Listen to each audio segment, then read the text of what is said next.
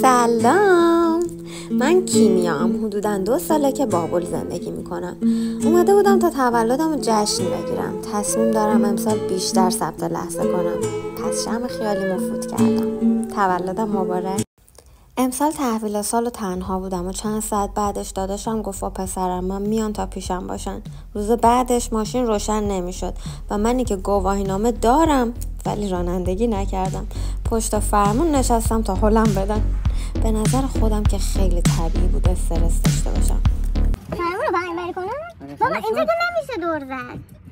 خب خلاص پاتر کلاش بگیدی خلاص دیگه الان این بری کن فرمون رو گله ها.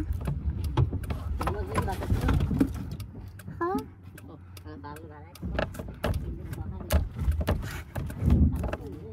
خلاصه. و در نهایت رسیدیم به ساحل مورد علاقم.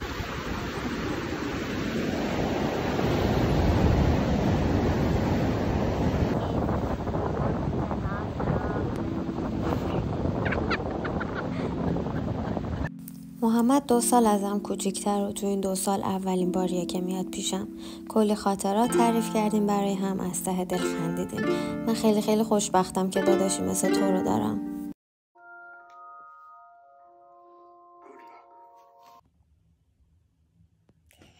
از ساعت 9:30 بیدار شدم، ولی چیه این روز تعطیل که آدم دلش نمیخواد اصلا از تخت بیاد بیرون و قیافم یه جوریه که الان ساعت چنده؟ 12:30. قیافم یه جوریه که انگار همین الان بیدار شدم و همون رفتم اومدم بریم آشپزخونه پر ظرف. کلی کار دارم باید انجام بدم و در این حال تصمیمم گرفتم که عصر برم بیرون، چون که ممکنه تو خونه بپکم. خوش کردن موهای من 1 عمر طول میکشه، پس فقط جلوی موهامو انگشت پیچ کردم. یکی از دوستام زنگ زد که داره میاد اینجا و میخوام حاضرشم برم بیرون. چند دقیقه دیگه میرسه و بعد حاضرشم.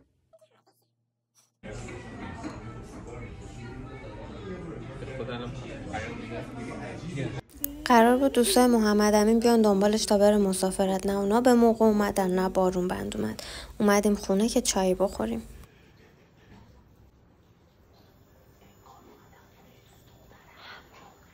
ماشین چند دقیقه دیگه داریم دنبالم و دارم میام تهران که هم با سارا میشم 2 روز باشم برگردم. کار و زندگی داریم. من خیلی دیرم شده برم.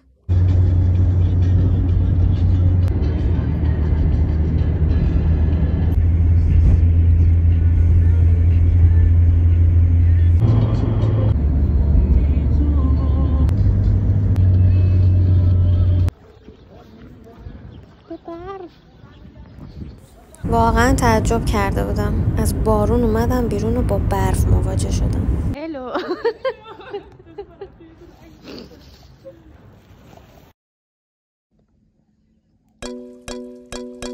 تصمیم گرفتیم بعد از ناهار بریم موزه گردی و تهران گردی.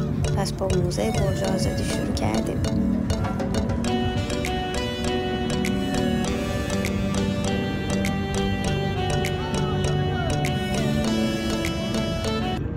قسمت پایین برج موزه شهاب سنگ بود. جواهراتی که با شهاب سنگ ساخته بودن خیلی خوشگل بود.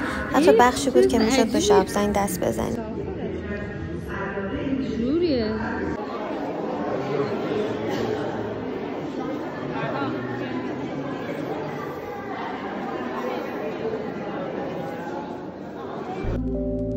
اینجا هم من واقعا دارم از دیدن چیزای قدیمی لذت میبرم. خیلی جالبن.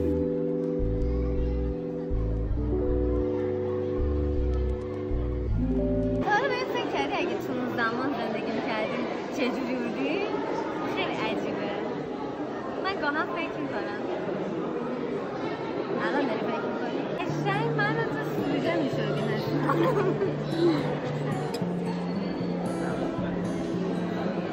مازندران.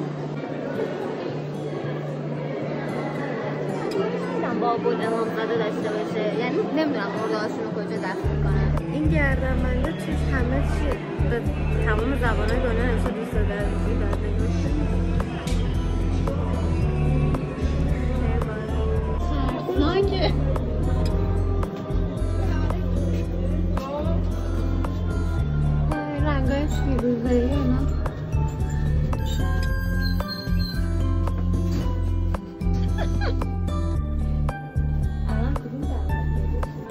خب از طبقه اول با همون آسانسوری که رنگ فیروزه‌ای داشت اومدیم طبقه آخر برج و دور تا دورمون پر از پنجره بود و خوشبختانه هوای تهران خیلی تمیز بود. منظره رو نگاه شما.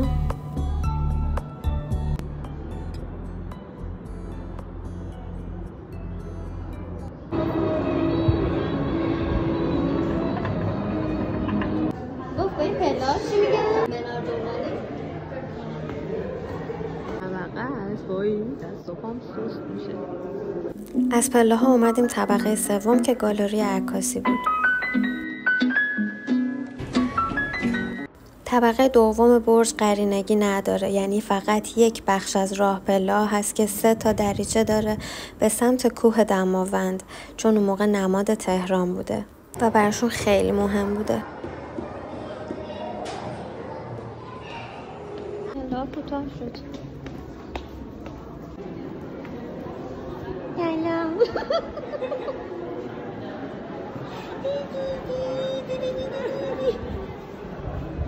Hello. How you doing?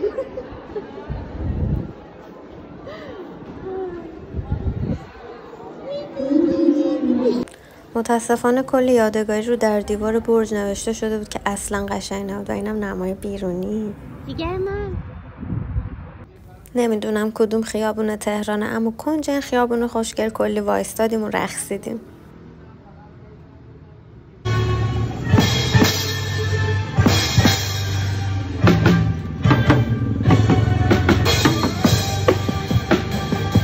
از اینکه مردمای شادی هستیم واقعا خوشحالم.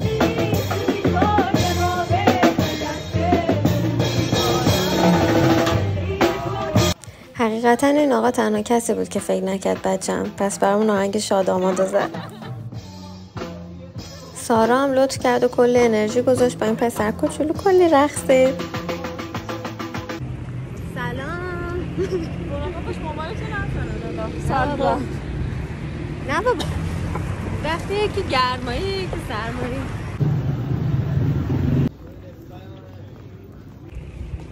تو فکر کنم دوست داشتی بیای اینجا، درسته؟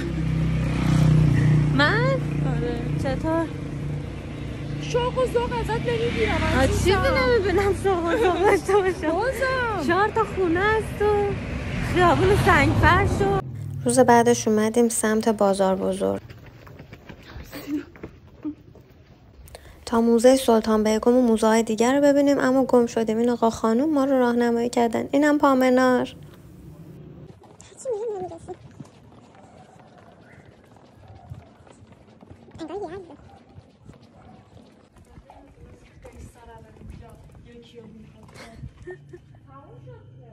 من بودم، حاجی نصرت، علی فرصت. آره اونا خیلی بودیم. بیا پای ماما. چیه؟ چه خوشگله. موزه تعطیله؟ اونجاست. خیلی باحاله.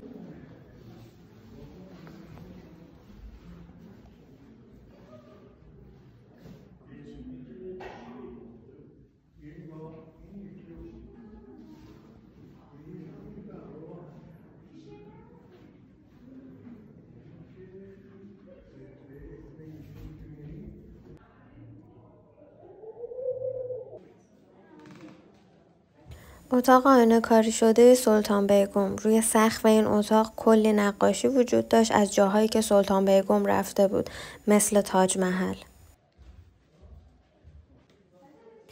معماری واقعا جالبی داشت. درهایی که توی این اتاق وجود داره به بخشای دیگه از ساختمون متصل میشن. البته که در سمت ورودی یخچال بود. عجب ترکمنی‌ام. و ایشون از اهالی بختیار هست که نسب آیندهش برمیگرده به سرای اسفندیاری، همسر دوم پهلوی دختر. و بعد از اینکه برای خواهرشون ازدواج میکنه با احمدشاه، ایشون هم راهی تهران میشه و سرگذشتش و سرنوشتش به هر حال به یک جایگاه فاخر برخورد میکنه و زمان زیست این دختر خانم بسیار برای اون اهمیت داره. وقتی میاد تهران زمان قاجار هست سالاری مطلق، دختران حق در آموختن ندارن، مصرفاً ممنوعه و از اغلب مطالبات اجتماعی و بدیهیشون محرومن. حتی به لحاظ معماری ما پنجره به طرف حیاط داریم ولی به طرف بیرون ممنوعه. دختران حق اینو ندارن که شاهد رویدادها و رخدادهای خارج از خانه باشن. اغلب دختران در این دوره یا میخوان صوبانی بشن یا به دایره حرمسرا متصل بشن. دختری از تبار لور خودش رو به دنیا معرفی میکنه خانم سلطان بیگم. تا به امروز ما 1001 کتابخونه داریم که در بانک اطلاعات دنیا ثبت شده، یکیش به نام خانم سلطان بیگم. همین فقط تا به امروز برای کل بانوان و ایران بزرگ کافی. به افتخار خانم دستیم مشخص این برنامه خانم و از خیلی چیزا جلوگیری میکنه، مانع میشه. این دور تایش رو نگاه کنید که اثر فرق رو ببینید، معمولا مرسومی که در همین دوره صوبانی ها هستن، برای اینکه درباری ها وارد میشن لذت‌های غیر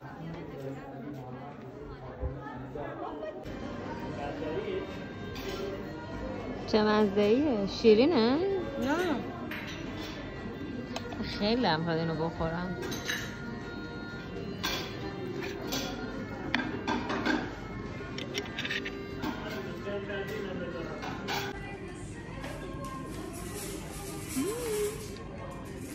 خوشمزه است. بعد از باقلوا رفتیم سمت اولین بانک ایران. اینجاست. شبیه هر چیزی بود به نظر من به جز بانک. خیلی خوشگل بود واقعا. البته کسی اطلاعات درست و دقیقی به ما نداد که اون بانک اون موقع چجوری کار میکرد و الان تبدیل شده بود به رستوران، اما چون ماه رمضان بود رستورانشون هم تعطیل بود. بعد از بانکم کلی راه رفتیم تا رسیدیم به لوکیشن سریال شهرزاد. برای من که حس خیلی جالب و عجیبی داشت که همه اون فیلم و سریال اینجا فیلم برداری شده بود. این هم تقریبا یه جایی مثل آشپزخونه اون خونه است. این آقا هم حس نادرشاه بهم میداد.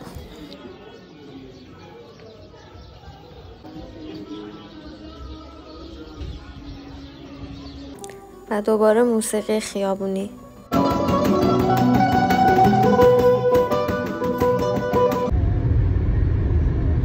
تقریبا ظهر شده بود که رسیدم سمت ترمینال، اما از اونجایی که همه چی فرق کرده بود و من با هیچ آشنایی نداشتم فقط کارت دادم که پول بلیطمو حساب کنم، اما بعدم فهمیدم بلیط اتوبوس گرفتم و حالا مهمونم هم حرکت کرده بود از گنبد و من نمیخواستم همزمان با هم برسیم بابل، اما همینم شد، با هم رسیدیم.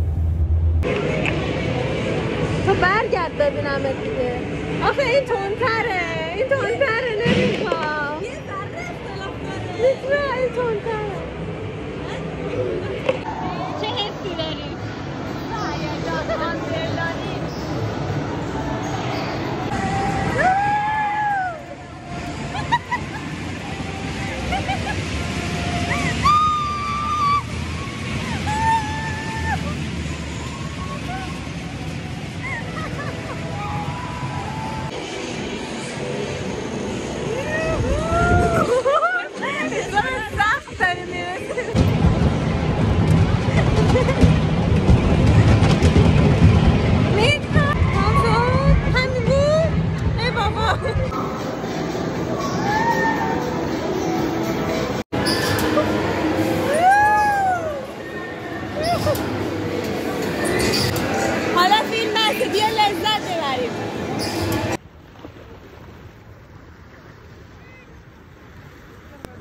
اینجا با اینکه داشتیم فیلم میگرفتیم ولی واقعا داشتیم لذت میبردیم. بعدش هم رفتیم به میترا آش گوشت دادم بخوره برای اولین بار. هم نظرتو بدونم.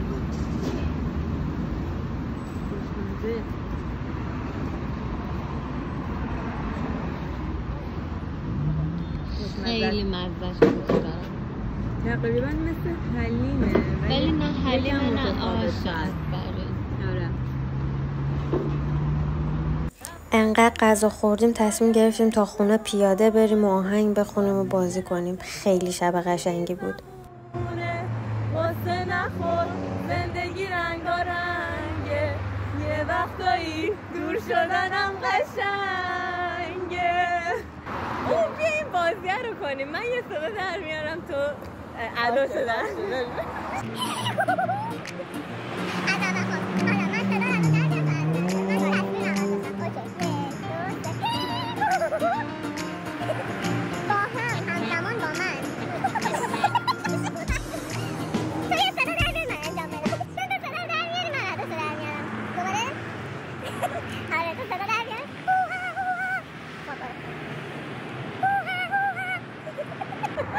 جالبه.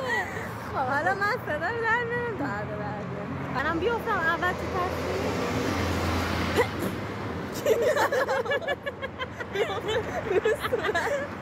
حالا خودت تنها. حالا میاد دوباره.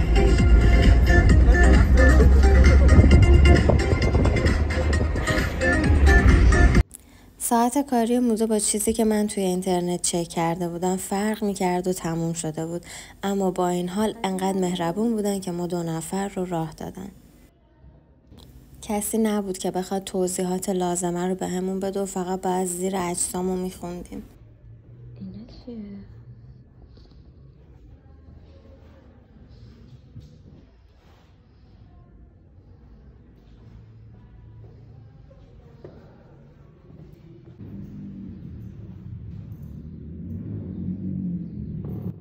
اکثر وسایلی که توی موزه بود اهدایی از سمت باستانشناسان بزرگ بود یا وسایل قدیمی آدم‌هایی که خیلی سال پیش زندگی می‌کردن.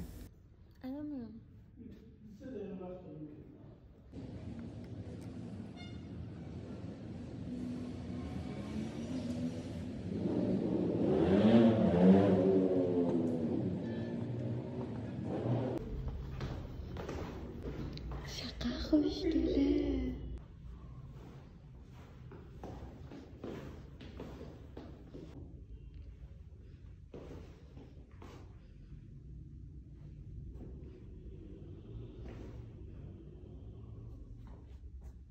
سه دقیقه‌مون توی قسمت بالای موزه تموم شد و ما رو به قسمت زیرزمین راهنمایی کردن. وقتی اومدیم کسی همراهمون نیومد که توضیحات لازمه رو بابت این قسمت بهمون بده.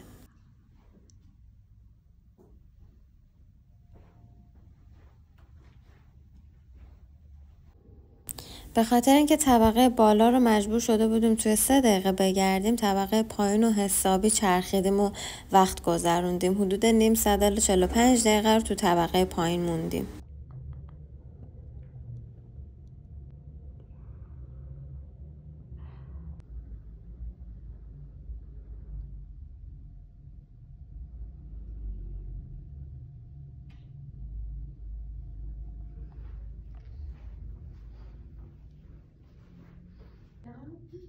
و چرا جالب؟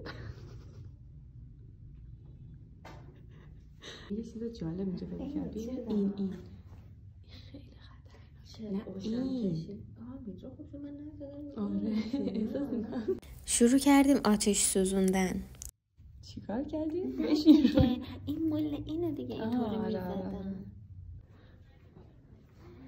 اورنجل یا پادنگ. پاتینگو.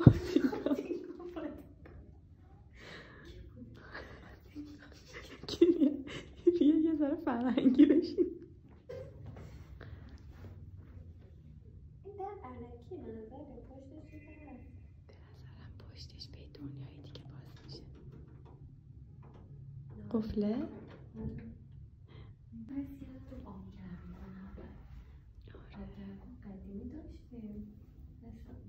پساتش فقط ممکنه چوبش آتیش میگیره. اینو مثلا تزئینیه نه؟ آدمه. آره مثلا داری فیلم میگیره.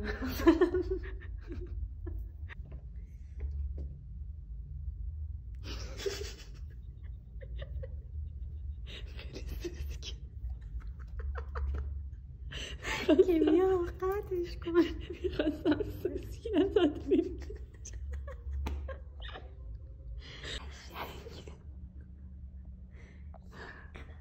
شاید باورش سخت باشه ولی ما رو از موزه انداختن بیرون، به خاطر اینکه خیلی طولانی مونده بودیم و دیگه میخواستن برن سر خونه زندگیشون. بعد از اون غروب رفتیم بیرون که شام بخوریم و من به جرئت میتونم بگم یکی از خوشمزه ترین کشک بادمجونای زندگیمو خوردم. بعدش هم که فردا صبحش اینجا منتظر ماشین بودیم که بیاد دنبالمون، پس از فرصت استفاده کردیم و ثبت لحظه کردیم. دیگه نمیام محله بنده نبود. محل تنگ میشه. من برای تو تنگ میشه. هوا بسیار گرمه ولی یه باد خوبی میاد. ما آدم بشو نیستیم.